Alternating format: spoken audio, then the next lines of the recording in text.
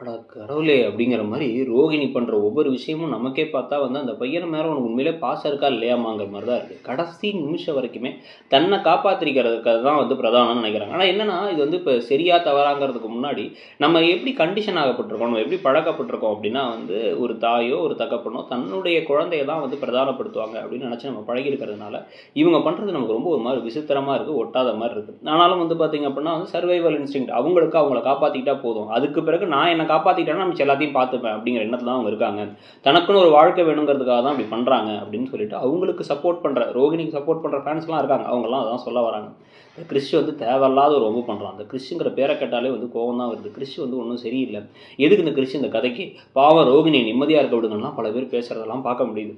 So இப்போ இதுக்கு இடையில வந்து பார்த்தீங்க அப்படின்னா வந்து இப்போ அந்த ஒரு பெரிய ஒரு பிரச்சனை சிறுவர் சீர்திருத்த பள்ளியில் தள்ள போகிறாங்க. அதெல்லாம் முத்து மீனெல்லாம் ஒன்றும் பண்ண மாட்டாங்கன்னு ரோகிணி பேசிகிட்டு இருக்கும் பொழுதே அங்கே முத்து காலிலே விடறாரு. முத்து வந்து சுயமரியாதையெல்லாம் ரொம்ப பேசக்கூடியவரால் காலில் விழுந்து கெஞ்சி ஒரு பெர்மிஷன் வாங்கி ஒரு டெஸ்ட் வைக்கிறோம். அந்த டெஸ்ட்டில் வந்து கிறிஷ் பாஸ் ஆகி அவனுக்கு வயலன்ஸ் வராமல் இருந்துச்சுன்னா அவனை வந்து நாங்கள் வந்து கண்டிப்பாக வந்து நான் வந்து சிறுவர் சீர்திருத்த பள்ளியில் போட மாட்டோம், கம்ப்ளைண்ட் கொடுக்க மாட்டேன்னு அந்த பையனோட அப்பா சொல்லிடுறாரு.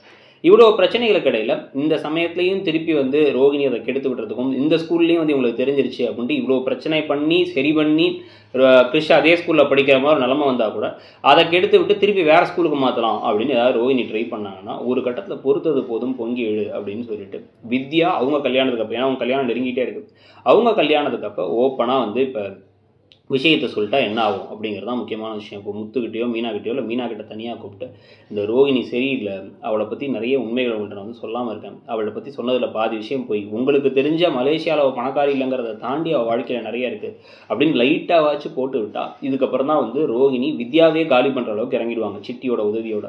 அது என்ன நடக்க போகுது அப்படிங்கிறத பார்க்கலாம். நீங்கள் என்ன நினைக்கிறீங்க? யார் மூலமாக உண்மைகள் தெரிய வரும்? யாருக்கு முதல்ல உண்மை தெரிய வரும்? மீனாவுக்கு தெரிய வந்தால் மீனா அதை முதல்ல மற்றவங்கள்ட்ட சொல்லாமல் மனசுக்குள்ளே வச்சுக்கிறதுக்கும் வாய்ப்பு இருக்குது.